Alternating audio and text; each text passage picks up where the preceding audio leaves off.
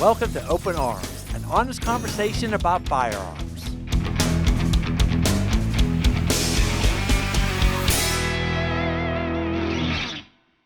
Hey everyone, I'm your host, Brian Lockerman. Hey Nikki, what do you do every time you see a police officer passing us? I always wave. You do. Because why? Well, we respect them And we and support them. we support them absolutely. 100%. And one thing that really interests me is the canine units. What do you think, Nikki, about that? I think they're awesome. We every time there's a high speed chase on, I always get so excited. I love watching the high speed chases, but when they bring the dog out, it's so fascinating. It is. How trained they are. It is. You And know? it is. And you're right about that. And that's why today's guest is going to be so informative on that matter. We have Danny Casso. That's pronounced the last? Casson. Danny Casson. He is a senior canine officer with the Oxnard PD. Welcome to the show, Danny. Thank you. Thanks for having me. Well, absolutely. Now, it really intrigues me about the dog. Not so much by you. No, I'm kidding. No, but the way you have to train that dog to actually be able to sniff out the drugs and things like that. And that fascinates me. I'll tell you why.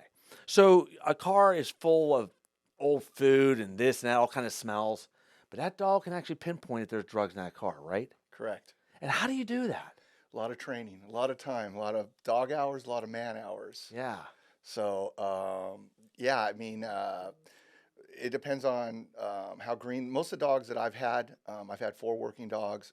They're all green dogs. And when I say a green dog, basically it's a dog that you're building like a car from the ground up. My first dog, Levi, came out of Holland, was a green dog, basically only knew his name. So no training at all. Just training at all. Green means it's just no training. No training. Okay. Green dog knew some bite work because I start doing the bite work real young with these guys to see if they have the nerves for it and whatnot.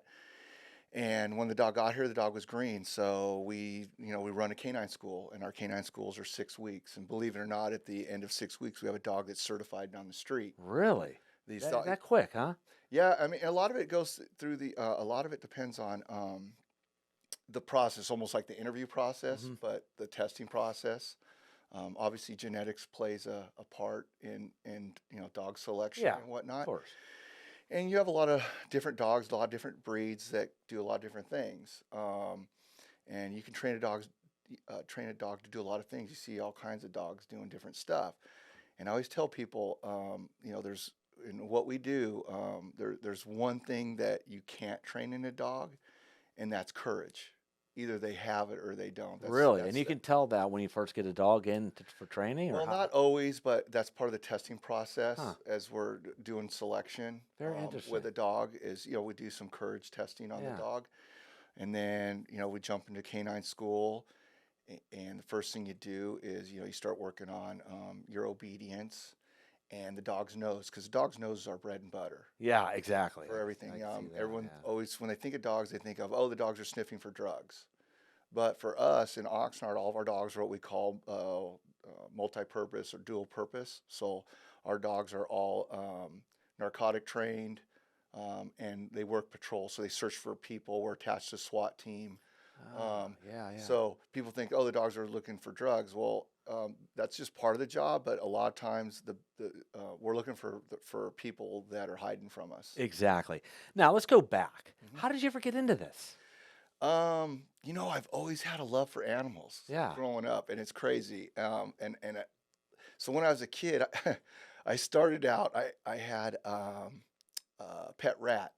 No way, really? Believe it or not, you got to start somewhere, right? We grew up with dogs. Yeah. My mom had a German Shepherd growing up when I was young, and I was always real close. We had cats and whatnot. Not a lot of cats, but my first pet was a rat, and his name was Stinker.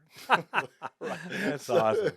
And this rat, I started training him. I started seeing that I was getting things from this animal with food and doing things, and it was really cool to the point where I'd be riding my Stingray bicycle, my old Schwinn, with my rat on my shoulder, and I'd ride down to my buddy's house that had a rat, and we'd be like a play day with our rats, or rats would hang out and stuff. So I started out with a rat that I started training, doing stuff with, and then my mom let me get I don't know. I think I was in junior high. I got my first. It's like a German Shepherd mutt type of dog, and I got my first dog, and the dog went everywhere with me. It's like, growing up, you always knew where everybody was hanging out by the stack of bicycles that was in Oh front of yeah, somebody's yeah, house, yeah, right? yep. I remember those days. So, but my dog, he went everywhere with me, Cool. and it got to the point that when I'd go to school, every once in a while I get called in the principal's office. They say, Danny, Sport's here. You need to take him back home again.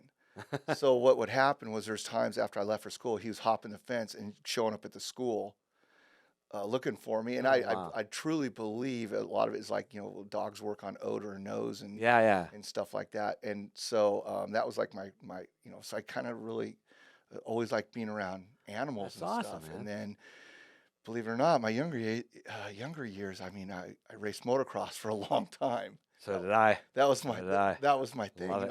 I lived at Indian Dunes on Friday nights and then back Nice. on Sundays and did the whole thing. So I'm like kind of like an adrenaline guy, I guess. Maybe, Oh, yeah. right. And when I realized getting older that I wasn't really going to really make any money racing motorcycles, in the back of my head, I was like, man, I think it'd be cool to be a policeman. There's So you started your police career first before you went into canine. Is that how it works? yes. Okay.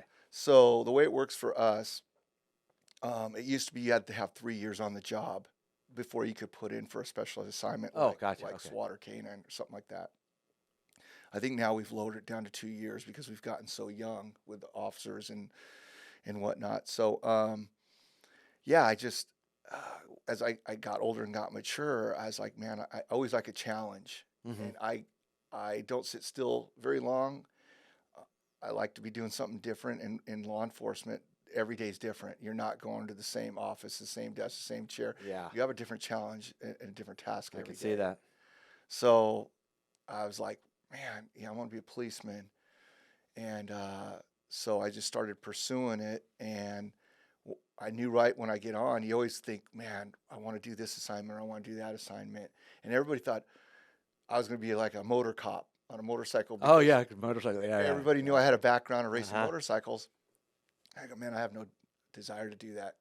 I don't want to be I have no desire to do that. And I said, oh, canine would be cool. So when you first started the force, so you're basically a patrol officer in a car patrolling, correct? Yes. See, that's Nikki's passion. She wants to go on a ride along dying someday to go so on a- bad. I could, Dying to I go could on a probably ride set that up. I Look know at a that. few people. See that, Really, Nikki? I would love that. She's always said, I got to go on a ride along. I got this. It fascinates her. It really does. She loves that stuff. Every time there's a police chase on, she's glued to the TV. Or I watch a 90. What's that jail? Live PD. Live Uh-huh. TV. Oh, I love Live PD. Is my favorite show. Cops and 60 Days In. Oh yeah, she liked all that stuff. I do too, actually. This is cool. So then, okay, so you do this. You're a ride along. You're a patrol officer first. Okay, then you say, I'm putting in for I want to do canine. Now, when you do that, do they supply you the dog, or do you go? They say you got to go find your dog. How does that work? Well, no, they supply the dog. The do. department or the trainer Okay. goes out and does a selection and gets the dog. So prior to canine, for a short term, about a year, because I wanted to do different things, I was the graffiti detective for like a year. Really? Yeah, and I was just waiting for like a canine spot to come up, and then within a year it came up. I didn't expect it to come up that quick. It was one of those things that we all have our things that really get under our skin, and back then, like, graffiti really was getting under my skin. Like seeing these guys going and defacing other people's I know it. businesses and I know it. properties. And I'm like, It's awful. I want to go get those guys. kind Yeah. of thing, right. And then so there's two things actually I wanted. I wanted to put in for SWAT. I wanted to put in for canine. Well, the supervisor, the sergeant at the time, actually was supervising both SWAT and canine, because we were integrating the two together. This is like in the late 90s. God, I'm aging myself. That's all right. So I put in for SWAT and did really well through the process, and I was on the list. And then they put in an opening for canine, and I'm like, oh man, I'm putting in for that. So I put in for that. So I interviewed for that, and then the sergeant had called me in and says, like, what do you want to do? You want to do SWAT or canine? And man, I love dogs. I've always wanted to do the canine thing.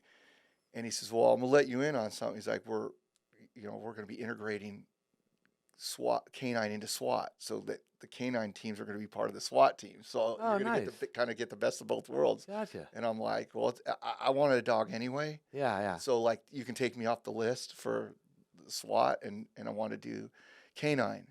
So you go through a selection process, but prior to that, to back it up a little bit, what we expect a lot of the guys do that show an interest is to show up at canine training.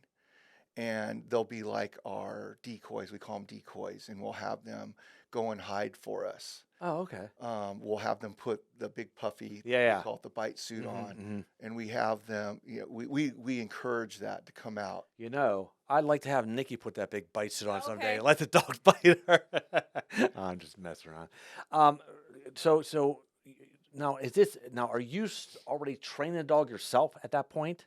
Um, well, like I said, we show you put in for the position. Like when I Okay. put in for my first dog, there was probably 6, 7 guys that put in. And for the, we had to go through an interview process, and it's like, what have you done to prepare yourself, and this, that, and the other kind of thing. And I was fortunate enough, and I got selected, and then they could never get rid of me after 20 something years of working dogs. Nice. So most guys that work canine is like a one and done assignment. They'll do 5 years, and then when that dog's done, they move on to another assignment. Oh, okay. And Okay. I'm probably pretty unique, where especially in this area, you won't find anybody that worked a dog as long as I did. I worked 4 dogs. Do you really? Yeah, Wow. so You still have your dog today? Yeah, I still You have do. my most recent dog that I retired with is Capone. So, Capone. so you go through the selection process, and then usually the supervisor of the unit, or the canine coordinator, gets with the trainer, and then you go through the dog selection process. Okay. And we're always looking for, we weren't really breed specific. When I came on, we had German Shepherds, Belgian Malinois, Dutch Shepherd. We just want a good dog that can work. Yeah. I actually became very favorable to the Malinois breed over the Shepherd. The German Shepherd's still a really, really great dog. I just like what we get out of the Malinois. Now, Malinois, is that similar to German Shepherd? I'm trying to think of what it looks like. Do you know what it looks like, Nikki? Here, I'll pull it up right now. What is Okay. it called? Belgian Malinois. They look like almost like a skinny German Shepherd or an athletic version. Okay. Short hair. They're most common markings. They have the dipped nose, black ears. Yeah. Real muscular, real super, super fast, a lot more agile than a German Shepherd. But German Shepherd's still an awesome dog. It's just, we're a pretty busy city in Oxnard, and I think the Malinois worked good for us. We currently have 2 Dutch Shepherds that we just got that is more of a brindle, and a lot of times the Malinois is like a mixture through the Dutch Shepherds. Gotcha. So the Malinois was your first dog you had? Yeah, I have Okay. an all-black Malinois. Okay. And so we go out and we look for a dog that we think is able to, that's going to be capable of doing the job. Yeah. The last thing we want to do is get halfway through school and realize, hey, this dog is a nice dog, but he just is missing can't some cut it. things that we need. And we'd hate to have to wash a dog out because, time and money. Because Oh, yeah. Of course. So our success rate's been really, really good. Very rarely have we ever had to wash a dog out. I could think of, maybe on one hand over, 25 years of having to wash a dog out that didn't make it. And I can give you some simple examples of what went on with it. But also what we try to do between the trainer and the canine coordinators, we try to match the dog with the handler based on personality. Yeah, I was going to say that because every time I've seen like a canine, officer and their dog, they seem like they're so attached. Like that dog just is so disciplined. Yeah. So that plays a big part. You get to match it with with you and the dog. Yeah, we try to, and it's funny, and I don't know if it's because we do such a good at the match, but I think more of it as when you start working together, you kind of start becoming one. You create this bond, right? Exactly. And I tell guys, when they get, at training, they get frustrated, they start getting stressed. I go, it's going right down the leash. Okay, everything you do goes right down that leash to the dog, and you start seeing these dogs I don't know if the dog takes on the handler's personality or the handler takes on the dog's Yeah, personality. exactly. But I've Goes seen either that. way. I've seen that where I've had one guy. There was one guy I worked with for a long time, super good handler, and a guy named Mike, and he had this one angry little Malinois. And I swear he was part Malinois, part pit bull, just the way he was built, short, muscular. Um, but he was grouchy, man. And this handler was always like, good guy, but he always came across as super grouchy. And I swear they took on each other's personality, and Wow. it was just funny. And I remember a real quick story when we were working morning graveyards, and there's certain times of the week and time that it could be quiet or slow, and there's places that we'll park and get caught up on our reports. And I remember being this one school parking lot, probably like 3 o'clock in the morning, and there's a stop sign that you monitor it because certain thoroughfares that bad people use to go from A to B to do things, and you can kind of monitor that. And I'm sitting there, I got my windows down because you always have your windows down because situational awareness. You want to be able to Yeah. hear and see things that's going on. And I'm sitting there doing my report, and I hear a car coming. Right, I can see here's a car coming up, and I can hear this dog barking. And then I hear the car pull up to the stop sign, and all I can hear is, "Can you just shut up for 1 minute and quit barking?" And Oh it was this man. one handler. Oh jeez. Because this dog Buck was like, giving him the business. They were Oh probably having a domestic in the car. man. And I tell people all the time, I go, hey, if you see a canine guy and you pull up at a light and it looks like he's talking to himself, I go, we're not crazy. We're He's talking, talking to the we're dog. talking to the dog. Okay, I get some really questions that always intrigue me about the dogs. Okay, so here we go. You got a dog that can sniff out drugs in a car or wherever situation may be. Also, find a fugitive on the run by the scent. Also, take down a fugitive. So, with all that said, how does the dog differ from every situation? Are they that they're just? Is there a command you tell them, or how does that work? There's a different command for everything we want them to do. It's just like, hey, you and I are, hey, Brian, I need you to go out to the garage and get me a wrench. You're going to get me a wrench versus, hey, Brian, go to the refrigerator and get me a beer. Okay, gotcha. So There's a, when you have a suspicious car, and okay, you think there's drugs in there, you okay, have your dog. You command the dog, like, you like kind of do a command for him to start sniffing for the drugs. How it works? correct, Okay. So correct. then the dog just What is the command usually? It just all depends on the origin of the dog, where they come from. Um, some of my commands, so my first dogs were, a lot of the commands were in Dutch. My dog I have right now, the commands are in French. really. So I had to, and a lot of it's like the origin where the dog comes from, but it just all depends on, you can, So it's a verbal command. yeah, it's a verbal command. And I use hand signals also depending on certain things, that mostly if I'm doing stuff inside a building or doing a search and I'm working with a team. But there's times that, like if I want my dog to search for a person, I just say search, That's it. and that's telling him to go search for a person hiding. If Now, I want him to find a article, evidence. Say you robbed a bank and you were seen running across the field, and we got camera, video footage. We have witnesses saying that, hey, he 100% had a handgun on him. Officers end up catching you on the other side of the field, but you don't have the gun on you, right? It's the like, dog can find that gun. so then we'll kind of lock up that little perimeter, and then we'll have the dog go out and search for the gun. Really? So that command's going to be different. So like if we're doing an evidence search, I'll tell the dog find it. So That's it. that's for my dog. Everyone has something. I'll say Yeah. find it.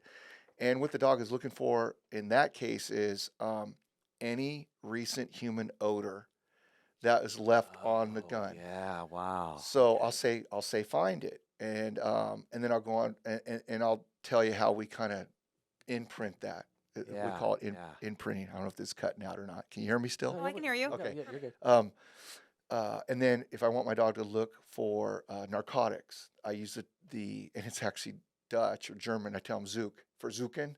Zook, that's to search for drugs. Really? So I'm kind of all over the map. If I want my dog to go to a car, I just say car. I don't go, hey, what's the French command for car? This car. Yeah, I just say car.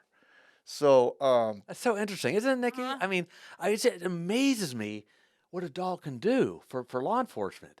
and we mix it up for them. So people always ask, well, how do you teach them to do that kind of stuff? So like, it's all a game. You create a game with the dog, and I'll start out with, I have a brand new dog, and the dog has a lot of play drive and prey drive that wants to, I don't want a dog that's gonna just, you see a dog that you throw a ball and he'll chase that ball forever, right? Hmm. That's one thing I'm looking for, but I'm also looking for a dog that will search forever until he finds that ball. I'll throw it in these bush, Oh, okay. and I'm going to force that dog not to use his eyes looking for that ball. The dog is now going to transition into using his nose to smell for that ball, because I've already played with the ball with him for 5 minutes. So the ball's been in his mouth and he's been retrieving it. Well, the whole time that dog's retrieving that ball, he's making an association. Oh, my ball smells like this particular rubber Hmm. or whatever it is. And there's this particular scent. So you're teaching the dog to hunt. Just like in the wild, if the dog wants to eat, what's he got to do? He's got to hunt. Yeah. So I want a dog that's going to search. So it's not just a ball. It's not a dog that's just going to chase a ball chaser. I actually want him to have to go search for it. So I play a game with it. So I might start out with, I'll take an old gun that doesn't work anymore, or a blank gun or whatever, Yeah. and I'll say, it's say you're the new handler and you got the dog, and I'm going to take the object, and it could be keys. I use screwdrivers, I'll use a knife, and I'll sit there, I'll have it in my pocket, I'll rub it with my hands for a few minutes, and then I'm going to go out, I don't know, whatever, 20, 30 paces, and you're going to have your dog, and I'm like, hey, I'm going to get his Uh-huh. attention on this. Hey, buddy, buddy, buddy, buddy, and then I'm going to toss it, and then you're going to have a toy on you. And then I'm going to tell you, as soon as I toss it, as soon as that thing hits the ground, let the dog go. As soon as the dog takes off, and he's going to want to go right to that object because he's curious to what Yeah. it is. And I'm going to tell you, as soon as that dog's nose hits that object, I want you to throw your toy directly at his nose. So the dog's making association. I'm getting paid to get this. So eventually, first I'm Oh, using okay. sight, then I'm going to use nose, because I Yeah. want to get away from the eyes, because the nose is better than the eyes. So then what I'll do is have you, I'm going to repeat this with something else, and I'm going to throw the object out there a ways, and I'm going to give you a 10-second count. Then I'm going to tell you, cut the dog loose. Dog's going to tear off like a terror, thinking he knows where it's at, but it's not there, and now he's forced to use his nose. Ah, And then the nice. game is, you're the ATM machine. So I find this object, and as soon as the dog gets his nose, now he's making an association that I'm smelling for this human odor, and he's Gotcha. getting paid by his toy. Same thing when we do the dog for narcotics training Yeah. and stuff. We're paying the source or paying the odor. Okay. So my question is this: so now you're checking the car out. Mhm. You got command to find the drugs. What does your dog do to signal you? Is it a bark, or is it just a certain stare? I've seen this before, Rick. So in the early days, and I used to love it because it was always like a no-brainer. There was what they called an aggressive alert and a passive alert. When I Okay. first started, my dog was what we called an aggressive alert, where he would scratch at the odor, and we'd have an odor box, and we'd play this game where we'd have a rope and a trap door, and inside this box with a trap door, we'd have, and it's crazy. We'd start out with, we'd go to Costco and buy all these rolled up these towels, and we'd roll them up, put rubber bands in them. Then we'd take these towels and we'd put them in a container overnight with a pound of marijuana. So it's kind of like you've been to a bar or whatever, or someone's smoking, but you don't smoke. Yeah. You come home, what happens? You're Smell like supposed smoke. Yeah. right. You have odor. The dog is trained on odor, not source. Uh huh. So we'll play this game. I got this towel. I'm playing tug of war. Well, this rolled up towel or toy nowadays, was sitting in a container with the narcotics. So now the odor's been transferred. So I'm Okay. playing tug of war, and the dog is playing tug, and he's making this association. Uh huh. Uh huh. At the time, when weed was still illegal, it's like, oh, my toy smells like weed. Yeah. Oh, it's a blah, blah, blah, right? So then I'd get the toy from him. Hey, buddy, buddy, buddy. They'd have the trap door open with a rope. I'd throw the toy into the box of the trap door. The dog would take off to go chase it to get it. We'd drop the trap door before the dog gets to the toy. and it's clear with holes. So there's holes in this plexiglass. Okay. So what I'm doing is I'm teaching the dog to scratch at the alert. So he goes in there, and as soon as he gives me the scratch, we would pop the track door. He'd go in to get his toy. When he goes in to get the toy, there's like a pound of weed in there. So now he's like, here's the association Yeah. again of what I'm looking for. Wow, that's So- interesting stuff. How you do this So training? and then once the dog understands the odor, and then we'll do cocaine and meth Yeah, yeah. and heroin and all that. And believe it or not, we'll have the dog on 4 odors in a week. All 4 Really? odors we'll have in a week. And then we'll step up the game, and I'll come in and I'll hide. Okay, so sorry to interrupt you, but No. okay, so you're got a suspicious car. Mhm. You don't know if there's meth, coke, marijuana, whatever in it, but the dog is going to pick up. It doesn't. It's like they're not going after just marijuana or whatever. It knows to pick up one of those scents, right? Absolutely. So it's just saying, oh, there's there's that scent of cocaine or whatever, Mhm. and then that's when he signals you, Yes. or meth or marijuana or whatever. So the early dogs we do an aggressive alert, which is a scratch. Scratch, okay. He'd scratch at the glove box, Uh-huh. scratch at the seat, Uh-huh. whatever. And back then we didn't care, but then it was like people were complaining about the dog scratching up their cars. It's like I had a dog that, even though he was a passive alert, which is what we focused alert, where we transitioned to where the dog would hit the source and then stop and stare and freeze up, Okay. and then we would pay that. I've seen that before. Yeah, that's what we call passive or It's called passive. Okay. focused alert. Okay. But originally it was aggressive. I liked it. I liked the aggressive alert back in the day because there was no guessing because the dog was scratching right where he was getting all the odor. Uh-huh. Where there's a little bit more fine tuning on a passive alert where the dog will like serpentine and work until he pinpoints source. And then there's all these things that we call changing behavior. The tail's wagging, the dog starts breathing faster, he's getting more excited, he's Gotcha. sniffing super rapidly. That's what we call the changing behavior. Okay. And then the freeze, like a hunting dog. You ever see a hunting Oh dog? yeah. I've seen those dogs. You've seen it, Nikki, right? Where when they freeze and they're just like Their butts in the air. staring, at it. You know what I mean? I've seen that before on live PD and things like that. Yeah. So then it's like Okay. alert. So that's what the drug. Okay, so now you're chasing a fugitive in the fields. Mm-hmm. Okay, do you always have to have like something for the dog to smell first for that fugitive, or they just know to go get that guy? No, there's no. It's not like I need Brian clothing. Ranfrom. I need his clothing. That's a dog more particular that do tracking. It's Okay. looking for Oh, a specific, I got you. Okay, I got you. specific Yeah, yeah. person. Yeah. They're looking for a bad odor of a human that's hiding from me. So with us before, say we have a car that was involved in a robbery and we're in a big pursuit and the car crashes and the guy gets out and takes off running. And so the first thing we're doing is we're going to secure a perimeter. And before the dog even comes in and starts searching, we make sure the only people in that perimeter are either cops or a bad guy. Gotcha. Okay. So, and it's real common, like especially if you're in a neighborhood, and we used to get a guy that ran into somebody's backyard, and we'll lock up that street, and we'll have officers start knocking on doors to houses and saying, hey, have you seen anything? Anybody come through your yard or whatever? Is there anybody in your backyard? Should there be anybody in your backyard? Mhm. No.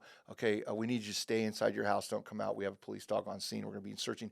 So we'll search yard by yard, but we'll always try to make sure that we do our due diligence to make sure that there's no bystanders or citizens that are back there Exactly. before we run the dog. Okay, now the dog finds the fugitive. Mhm. I've seen a lot of scenes where the dog clamps on the person.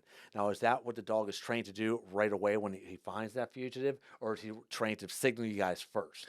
Well, the way our dogs, what we do is the dog, and it's part of the process when we're looking for a candidate to be a police dog. We want a dog that's going to independently, systematically search away from the handler, go out on his own, and his job is, like I like to use the term, close the deal. So before 90% of the time, before we will release a dog to do a search, we make several announcements. In Oxnard, our policies, we make the announcement in English and in Spanish. Like there's a dog coming to get you. We give Give yourself up. we give a lot of time Uh-huh. for people. 90% of the time, I'll have the dog even bark. And you'd be surprised that there's, 50-50 guys will surrender just by going, hey, Of suspect, course. I have a police dog. If you don't come out, you're going to be apprehended. You could be injured. Mm-hmm. We go through a whole announcement. We use a PA system. Okay. Have the dog bark. Some guys are going, oh, these guys aren't joking. I'm not messing with the dog, and they'll come out. Other guys are willing to roll the dice. I wouldn't want to have a dog get me. What about you, Nikki?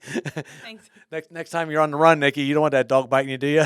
So we always, for the most part, with the way we do things in Oxnard, we always try to work the dog where the dog is in sight, where I can see the dog work, Gotcha. because I'm looking for the dog's changing behavior.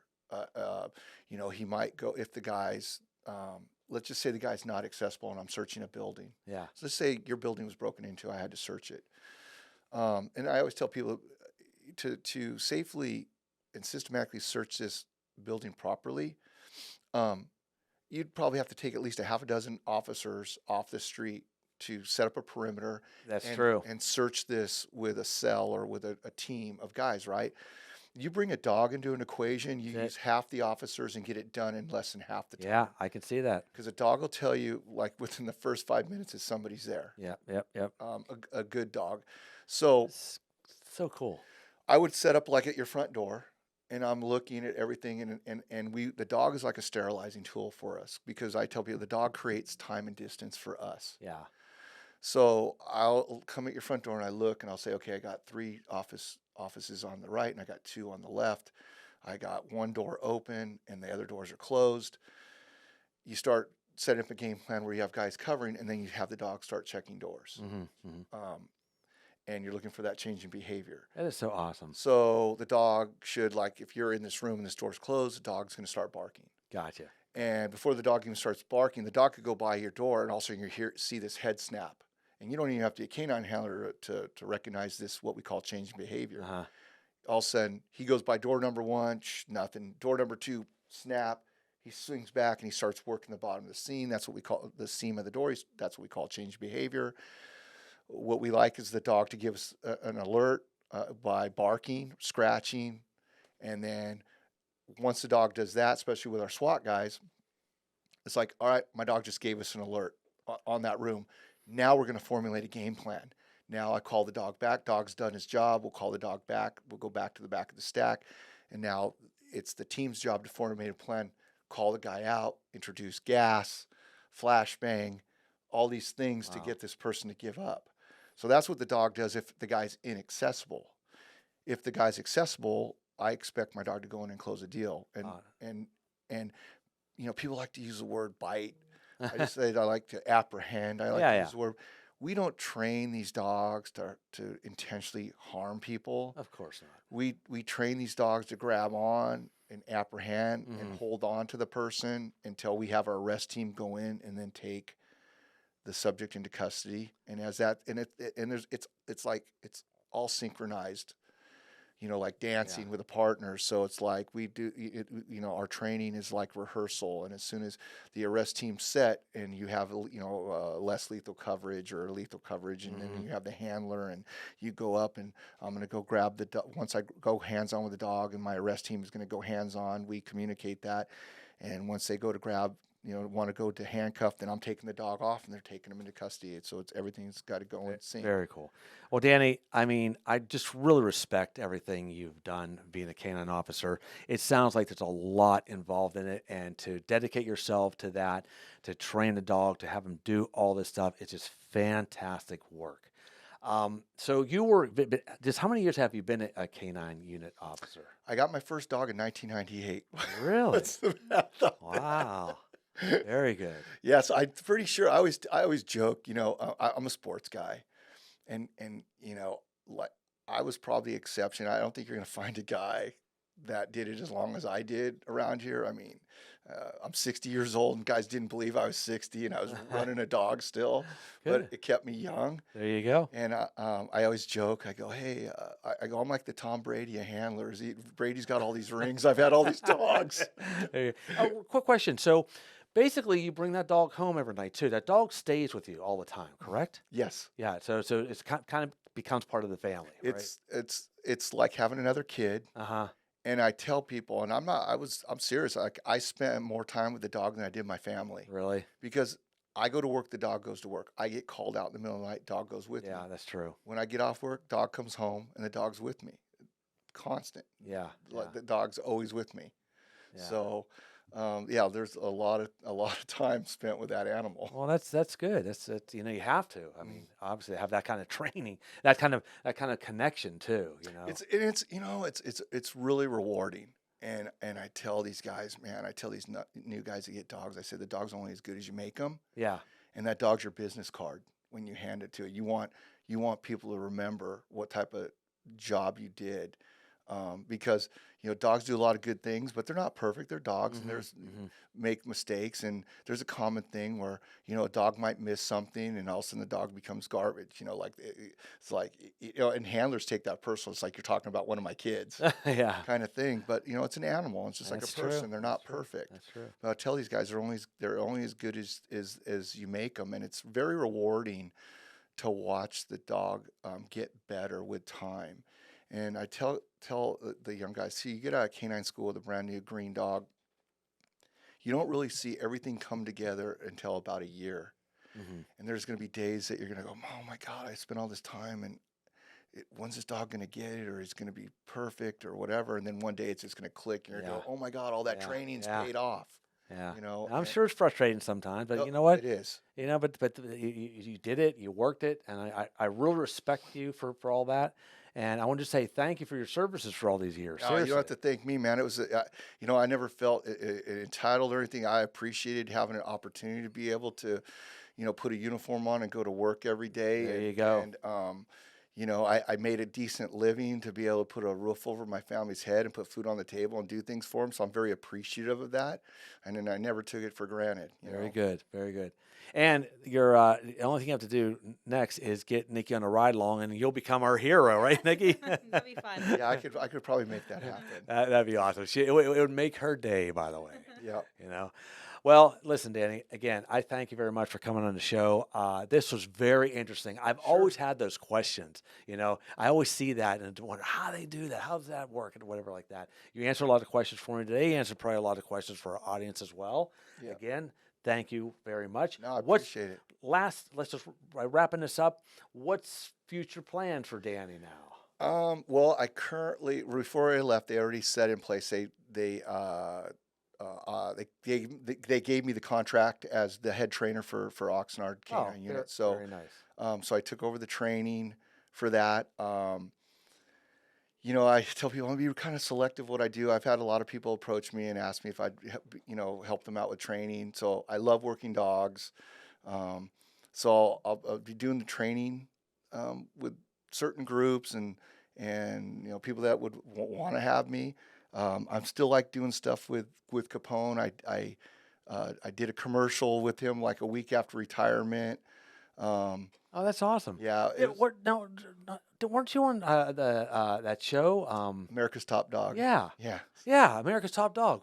That was Capone? Yeah, season 2, episode 3. Oh, we got to check that out. That'd be awesome to see old Capone and Danny running the show. It was cool. I was honored to have been, when I got the phone, I got an email from a gal out of the East Coast and said, hey, would you be interested in the show? And then I got the phone call, and it was kind of cool, Yeah. and and they were out and about, talking to people, trying to get people to come and do this show. And they said, hey, you want to, good dog, you need to get a hold of this guy in Oxnard. So it was kind of cool. I was Nice. honored that some lady from Yeah. the East Coast called me and said, hey, I was told to call you. And I said, would you be interested? Yeah. And I told my guys with my unit, I said, hey, man, I'm kind of towards the end of my career. Other than getting called out at 2 or 3 o'clock in the morning, I said, I'm going to go have fun. There you go. And I'm gonna Why go out not? and start having some Become a fun. television star now, right? Yeah. So it was a contest, right? So how'd you guys place?